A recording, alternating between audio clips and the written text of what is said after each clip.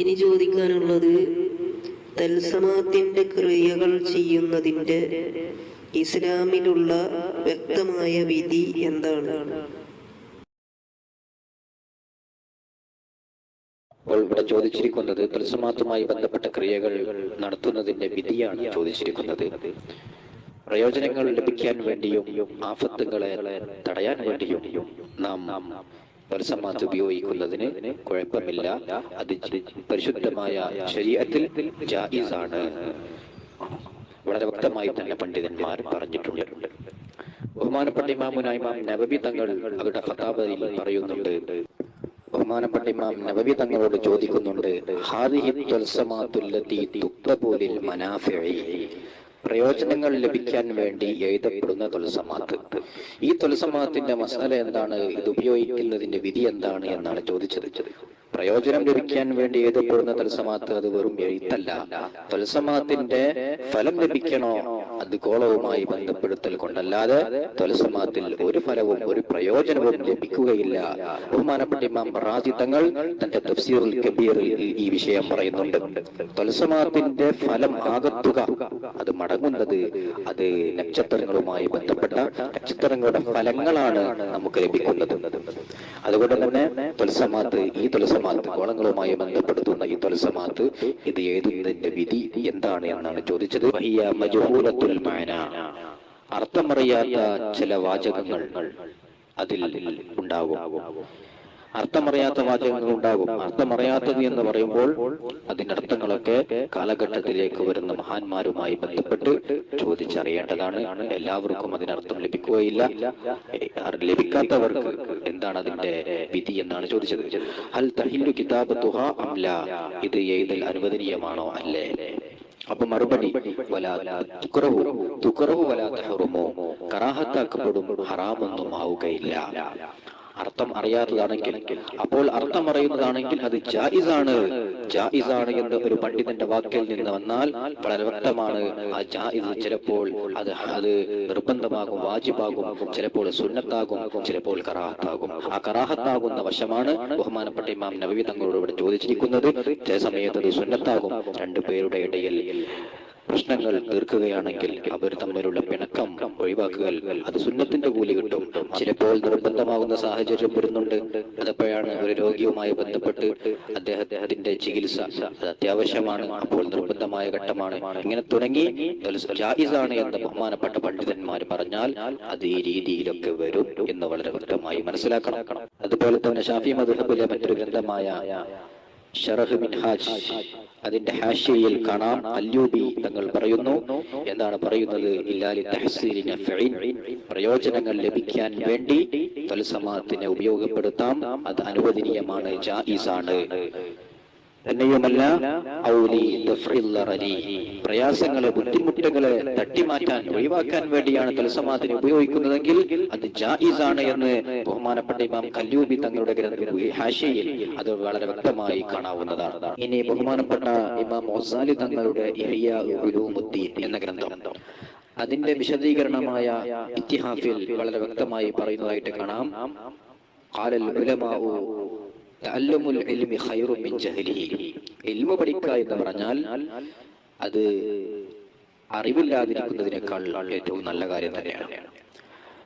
വമൻ തഅല്ലമഹു, ആരെങ്കിലും ഈ തൽസമാത്തിനെ പഠിച്ചു ബിഖസ്തി ദഫ്ഇൽ ലറരി, സിഹ്റുകാരുടെ സിഹ്റുകളെ തടയാൻ വേണ്ടി തൽസമാത്ത് പഠിച്ചു, എന്നാൽ കാന ദാലിക ഫീ ഹഖ്ഖിഹി ഫർളു കിഫായ, ഇത് ഇവന്റെ ഹഖിൽ അത് ഫർളു കിഫായയാണ്, അത് ഫർള് കിഫയാണ് ഇത് പഠിക്കുന്നതിന്റെ വിധി. കാരണം സിഹ്ർ ചെയ്താൽ അതിനെ ബാത്തിലാക്കുന്ന വിഷയങ്ങളൊക്കെ ഇത് തൽസമാത്തുമായി ബന്ധപ്പെട്ടതാണ്. അതുകൊണ്ട് ഈ ആവശ്യങ്ങൾക്ക് അത് പഠിക്കൽ ഫർള് കിഫ എന്ന് വരെ പറഞ്ഞിട്ടുണ്ട്. അനുസരിച്ച് പറഞ്ഞതാണ് എന്ന് വളരെ വ്യക്തമായി നമ്മൾ മനസ്സിലാക്കണം. ഇനി ഹനഫി മദ്ഹബുകാരുടെ ഏറ്റവും പ്രബലമായ ഗ്രന്ഥമാണ് റദ്ദുൽ മുഖ്താർ. ഈ റദ്ദുൽ മുഖ്താറിൽ വളരെ വ്യക്തമായി പറയുന്നതായിട്ട് കാണാം, തഅല്ലുമുഹു ഫർളുൻ, തൽസമാത്ത് പഠിക്കൽ നിർബന്ധമാണ്. ലിറദ്ദി സിഹ്രി അഹ്ലിൽ ഹർബി, സിഹറുകാരുടെ സിഹറുകളെ പ്രതിരോധിക്കാൻ വേണ്ടി ഇത് പഠിക്കൽ നിർബന്ധമാകും. മാത്രമല്ല, എപ്പോഴാണ് ഹറാമാകുന്നത്? ഭാര്യാഭർത്താക്കന്മാരുടെ ഇടയിൽ വേർപെടുത്താൻ വേണ്ടി ഈ ഇൽമിനെ ഉപയോഗിക്കൽ അത് ഹറാമാകും. ഭാര്യാഭർത്താക്കന്മാരുടെ ഇടയിൽ അത് അവരെ പ്രശ്നങ്ങൾ തീർത്തുകൊണ്ട് അവരെ നന്നാക്കാൻ വേണ്ടിയാണെങ്കിൽ, അവരെ യോജിപ്പിക്കാൻ വേണ്ടിയാണെങ്കിൽ ജായിസുൻ, അത് അനുവദനീയമാണ് എന്ന് റദ്ദുൽ മുഖ്താർ എന്ന ഗ്രന്ഥത്തിൽ ഹനഫി മദ്ഹബുകാരുടെ ഈ കിതാബിൽ കാണാം. അതുകൊണ്ട് തൽസമാത്ത് പഠിക്കണം. ദുനിയാവിലും ആഖിറത്തിലും ഹൈറാവുന്ന രൂപത്തിൽ മാത്രമേ അതിനെ ഉപയോഗിക്കാൻ പാടുള്ളൂ എന്നാണ് ഇത്തരം പണ്ഡിതന്മാര് പറഞ്ഞതിന്റെ ഉദ്ദേശം. ഇനി ചോദിക്കാനുള്ളത്, ബഹുമാനപ്പെട്ട ഇമാം ഗസാലിയും ഇബ്നു ഖൽദൂനും തൽസമാത്തിനെ ആക്ഷേപിച്ചതായിട്ട് പറയപ്പെടുന്നുണ്ട്. അതിന്റെ യാഥാർത്ഥ്യം എന്താണ്? ഇവിടെ ചോദിച്ചിരിക്കുന്നത്, ബഹുമാനപ്പെട്ട ഇമാം ഗസാലി തങ്ങൾ ഇഹ്യാ ഉലൂമുദ്ദീനിൽ തൽസമാത്തുമായി ബന്ധപ്പെട്ട ഇത്തരം അറിവുകളെ ആക്ഷേപിച്ചു എന്ന് പറയപ്പെടുന്നു. അതിനെ സംബന്ധിച്ച് എന്താണ് പറയാനുള്ളത് എന്നാണ് ചോദിച്ചത്. അതുപോലെ തന്നെ ഇബ്നു ഖൽദൂൻ തങ്ങൾ തന്റെ മുഖദ്ദിമയിലും ഇത്തരം വിഷയങ്ങൾ തൽസമാത്തുമായി ബന്ധപ്പെട്ട ഇത്തരം കാര്യങ്ങളെ ആക്ഷേപിച്ചതായിട്ട് പറഞ്ഞു കേൾക്കുന്നു. ഇതിന്റെ യാഥാർത്ഥ്യം എന്താണ് എന്നാണ് ചോദിച്ചിരിക്കുന്നത്. ആദ്യമായി നമ്മൾ പറയുന്നു, ഒരു ഇമാമും ഇത്തരം അറിവുകളെ ആക്ഷേപിച്ചിട്ടില്ല. അത് ഇഹ്യാ ഉലൂമുദ്ദീനിലും ഇത്തരം അറിവുകളെ ആക്ഷേപിച്ചിട്ടില്ല. അതുപോലെ തന്നെ ഇബ്നു ഖൽദൂൻ തങ്ങളും ഇത്തരം അറിവുകളെ ആക്ഷേപിച്ചതായി രേഖയില്ല. ബഹുമാനപ്പെട്ട ഇമാം ഗസാലി തങ്ങളുടെ പേരിൽ ഗസാലി തങ്ങൾ തൽസമാത്തിനെ എതിർത്തു എന്ന് പറയുന്നത് തന്നെ വലിയ അബദ്ധമാണ്. കാരണം തൽസമാത്ത് എന്താണെന്ന് പിൻതലമുറക്കാർ അറിഞ്ഞത് തന്നെ ബഹുമാനപ്പെട്ട ഇമാം ഗസാലി തങ്ങൾ മുഖേനയാണ്. ഇമാം ഗസാലി തങ്ങൾക്ക് തൽസമാത്തുമായി ബന്ധപ്പെട്ട ഒരുപാട് ഗ്രന്ഥങ്ങളുണ്ട്. ജവാഹിറുൽ ലമാ എന്ന ഗ്രന്ഥത്തിൽ കാണാം, വഖദ് അല്ലഫ ഫീ ഹാദൽ ഫന്നി കസീറു മിനൽ അഇമ്മത്തിൽ ഫുഹൂൽ. തൽസമാത്തുമായി ബന്ധപ്പെട്ട വിഷയത്തിൽ കൂറ്റന്മാരായ ഇമാമിയങ്ങൾ എന്ന് വെച്ചാൽ പ്രബലരും ശക്തരുമായ ഒരുപാട് ഇമാമിയങ്ങൾ ഗ്രന്ഥങ്ങളെ രചിച്ചിട്ടുണ്ട്. ഏതാണ് ആ ഇമാമികൾപ്പെട്ട പ്രധാനി? കൽ ഇമാം അബി ഹാമിദ് അൽ ഗസാലി, ബഹുമാനപ്പെട്ട ഹുജ്ജത്തുൽ ഇസ്ലാം അബൂ ഹാമിദ് അൽ ഗസാലി തങ്ങളെപ്പോലുള്ള ഇമാമികൾ പോരെ. അതുപോലെ തന്നെ വൽ ഇമാം അബുൽ അബ്ബാസ് അൽ ബൂനി, ബഹുമാനപ്പെട്ട ഷെയ്ഖുൽ അക്റം അബുൽ അബ്ബാസ് അൽ ബൂനി തങ്ങളെപ്പോലെ ഇനിയും ഒരുപാട് ഇമാമിങ്ങളുടെ പേര് പറയുന്നുണ്ട്. അപ്പം അവരൊന്നും തൽസമാത്തിനെ എതിർക്കുകയില്ലല്ലോ, ഒരു ഗ്രന്ഥം രചിച്ചിട്ട്. എന്താണ് അതിൽ പറഞ്ഞത് എന്ന് നമുക്ക് നോക്കാം. പിന്നെയോ എന്താണ് അവരൊക്കെ പറഞ്ഞത്? നമുക്ക് ഇഹ്യയിലെ ആ ഇബാറത്ത് വായിച്ചു നോക്കാം. ബഹുമാനപ്പെട്ട ഇമാം ഗസാലി തങ്ങൾ ഇഹ്യാ ഉലൂമുദ്ദീനിൽ പറയുന്നു, ഫഅലം, നീ അറിയണം, അന്നൽ ഇൽമ ലാ യുദമ്മു ലിഐനിഹി, ഒരു അറിവും സ്വയത്തിൽ അത് ആക്ഷേപിക്കപ്പെട്ട അറിവല്ല. പിന്നെ എപ്പോഴാണ് അത് ആക്ഷേപിക്കപ്പെടുന്ന അറിവാകുന്നത്? വൈന്നമാ യുദമ്മു ഫീ ഹഖ്ഖിൽ ഇബാദി, ഇത്തരം അറിവുകളെ തൽസമാത്തുമായി ബന്ധപ്പെട്ട ഇത്തരം അറിവുകളെ അനാവശ്യമായി ഉപയോഗിക്കുമ്പോൾ, ദുരുപയോഗം ചെയ്യുമ്പോൾ അത് ഉപയോഗിക്കുന്ന ആളെക്കൊള്ള ചേർത്തിയിട്ട് അത് ആക്ഷേപിക്കപ്പെട്ടതാകും. അല്ലാതെ ഇത്തരം ഇൽമുകൾക്ക് യാതൊരു കുഴപ്പവുമില്ല എന്ന് തന്നെയാണ് ബഹുമാനപ്പെട്ട ഇമാം ഗസാലി തങ്ങൾ ഇഹ്യാ ഉലൂമുദ്ദീനിൽ പറയുന്നത്. വിഷയം വിശദീകരിച്ചുകൊണ്ട് ഇത്തിഹാഫിൽ കാണാം. ഇഹ്യയുടെ ശറഹായ ഇത്തിഹാഫിൽ വളരെ വ്യക്തമായി പറഞ്ഞു, വമൻ തഅല്ലമഹു ബിഖസ്ദി ദഫ്ഇൽ ളറരി, പ്രയാസങ്ങളെ, മാരണക്കാരുടെ സിഹർ ചെയ്യുന്നവരുടെ ഉപദ്രവത്തെ തട്ടാൻ വേണ്ടി, അതിനെ പ്രതിരോധിക്കാൻ വേണ്ടി, അതുപോലെ തന്നെ നല്ല കാര്യങ്ങൾ ലഭിക്കാൻ വേണ്ടി ഇത്തരം കാര്യങ്ങൾ പഠിക്കാം, അതുമായി അത് പ്രവർത്തിക്കാം. കാനദാലിക ഫീ ഹഖ്ഖിഹി ഫർള് കിഫായ, അത് അവരുടെ ഹക്കിൽ അത് ഫർള് കിഫയാണ് എന്ന് ഈ ഇഹ്യന്റെ ശറഹിൽ തന്നെ ഇത്തിഹാഫിൽ വളരെ വ്യക്തമായി തന്നെ പറഞ്ഞിട്ടുണ്ട്. അപ്പൊ ഒരിക്കലും ഇമാം ഗസാലി തങ്ങൾ പൂർണ്ണമായി അതിനെ എതിർത്തിട്ടില്ല. പിന്നെയോ എതിർത്ത് പറഞ്ഞത് അതിനെ ദുരുപയോഗം ചെയ്യുന്നവരെ സംബന്ധിച്ചാണ് എന്ന് വളരെ വ്യക്തമായി നമുക്ക് മനസ്സിലാക്കാം.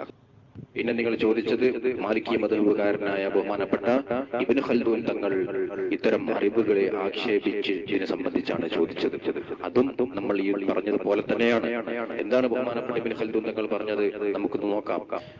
ബഹുമാനപ്പെട്ട ഇബ്നു ഖൽദൂൻ തങ്ങൾ തന്നെ മുഖദ്ദിമയിൽ പറയുന്നു,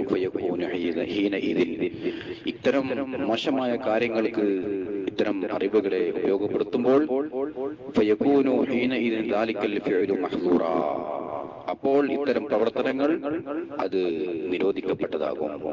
അലാ നിസ്ബത്തിഹി ഫിൽ ളറർ, അതിൽ ബുദ്ധിമുട്ടുണ്ട്, പ്രയാസമുണ്ട്. ആഖിറത്തിലും ദുനിയാവിലും അത് പ്രയാസം തന്നെയാണ്. അതേ സമയത്ത് ഇബ്നു ഖൽദൂൻ തങ്ങൾ തന്നെ അതിന്റെ മേലെ പറഞ്ഞിട്ടുണ്ട്, لأن الأفعال إنما أباح لنا الشارع منها ما يهمنا في ديننا الذي فيه صلاح آخرتنا أو في معاشنا الذي فيه صلاح دنيانا. അതായത് ബഹുമാനപ്പെട്ട ഇബ്നു ഖൽദൂൻ തങ്ങൾ തന്റെ മുഖദ്ദിമയിൽ രേഖപ്പെടുത്തിയത് എന്താണ്? നമ്മുടെ ദീനിലും അതുപോലെ തന്നെ നമ്മുടെ ജീവിതത്തിലും മുഖ്യമായ കാര്യങ്ങൾ മാത്രമാണ് അള്ളാഹുവും റസൂലും നമുക്ക് അനുവദനീയമാക്കി തന്നിട്ടുള്ളൂ. ദീനിൽ മുഖ്യമായ കാര്യങ്ങൾ എന്താണ്? അത് ഈ കാര്യങ്ങളെ കൊണ്ട്, ദീനിൽ മുഖ്യമായ കാര്യങ്ങളെ കൊണ്ട് ആഖിറവും നന്നാകും.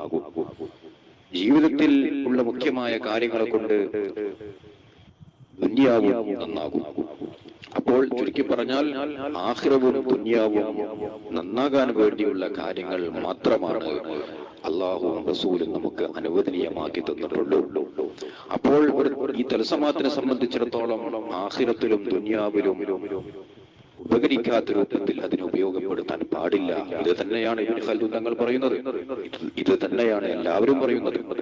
അതേ സമയത്ത് തൽസമാത്തുമായി ബന്ധപ്പെട്ട കാര്യങ്ങൾ, നല്ല കാര്യങ്ങൾക്ക്, അതായത് ആഖിറവും ദുനിയാവിലും ആഖിറത്തിലും ഉപകരിക്കുന്ന രൂപത്തിൽ അതിനെ പ്രയോജനപ്പെടുത്താം, അതിന് കുഴപ്പമില്ല. ഇത് തന്നെയാണ് ബഹുമാനപ്പെട്ടവരുടെ വാക്കിൽ നിന്നും നമുക്ക് മനസ്സിലാകുന്നത്. ചുരുക്കി പറഞ്ഞാൽ ഇത്തരം വിഷയങ്ങളിലൊക്കെ ഒരേ ഒരു കാര്യമാണ് നോക്കാനുള്ളത്. അതെന്താ? അത് ബഹുമാനപ്പെട്ട ഇബ്നു ഹജർ തങ്ങൾ ഔഫാഖിനെ സംബന്ധിച്ച് ചോദിച്ചപ്പോ പറഞ്ഞിട്ടുണ്ട്. കളങ്ങളെ സംബന്ധിച്ച് ചോദിച്ചപ്പോ ബഹുമാനപ്പെട്ട ഇബ്നു ഹജർ തങ്ങൾ ഫതാവൽ ഹദീസയിൽ പറഞ്ഞു, വലാ മഹ്ദൂറ ഫീഹി ഇൻസ്തുഅമില ലിമുബാഹിൻ, അനുവദനീയമായ കാര്യങ്ങൾക്കാണ് ഇത്തരം ഇൽമുകളെ പ്രയോജനപ്പെടുത്തുന്നത് എങ്കിൽ അതിൽ യാതൊരു തെറ്റുമില്ല, അത് ജായിസാണ്, അനുവദനീയമാണ്. ബിഖിലാഫി മാ ഇദസ്തുഈന ബിഹി അലാ ഹറാം, ഹറാമിന്റെ മേലാണ് ഇത്തരം പ്രവർത്തനങ്ങളെ ഉപയോഗപ്പെടുത്തുന്നത് എങ്കിൽ അത് പാടില്ല, അത് ഹറാമ് തന്നെയാണ്. ഇതാണ് ഇതിന്റെ വിഷയത്തിൽ, ഇത്തരം ഇൽമുകളുടെ വിഷയത്തിൽ അവസാനത്തെ വാക്കായി നമുക്ക് പറയാനുള്ളത്. അതുകൊണ്ട് നിർത്തുന്നു. അള്ളാഹു ഹക്ക് മനസ്സിലാക്കാനുള്ള തൗഫീഖ് നമുക്ക് നൽകുമാറാവട്ടെ. ബഹുമാനപ്പെട്ട അൽ ആരിഫുൽ അശേഖ് അൽ ഇമാം മൂനി റളിയല്ലാഹു അൻഹുവിന്റെ തണൽ, അവരുടെ സഹായം, അവരുടെ മദദ് ഇരു ലോകത്തും അള്ളാഹു നമുക്ക് നൽകുമാറാവട്ടെ. അതുകൊണ്ട് നിർത്തുകയാണ്. വആഖിറു ദഅവാനാ അൽഹംദുലില്ലാഹി റബ്ബിൽ ആലമീൻ. വസ്സലാമു അലൈക്കും വറഹ്മത്തുള്ളാഹി തആല വബറകാതുഹു.